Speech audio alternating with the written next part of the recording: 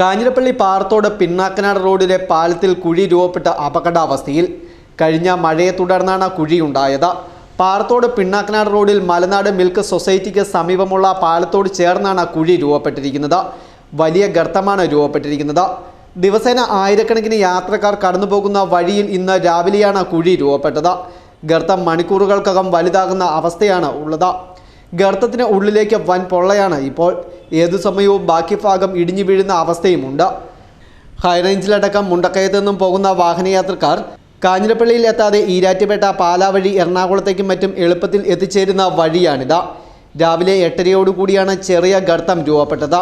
പിന്നീട് ഗർത്തത്തിൻ്റെ വലിപ്പം കൂടി വരികയായിരുന്നെന്ന് പ്രദേശവാസികൾ പറഞ്ഞു. ഗർത്തം രൂപപ്പെട്ട സംഭവത്തിൽ അടിയന്തരമായി PWD അധികാരികളുമായി ബന്ധപ്പെട്ട് ഗർത്തം അടയ്ക്കുന്നതിനുള്ള നടപടി സ്വീകരിച്ചെന്ന് പഞ്ചായത്ത് അധികൃതർ അറിയിച്ചു. Festoon news, Kanjirappally.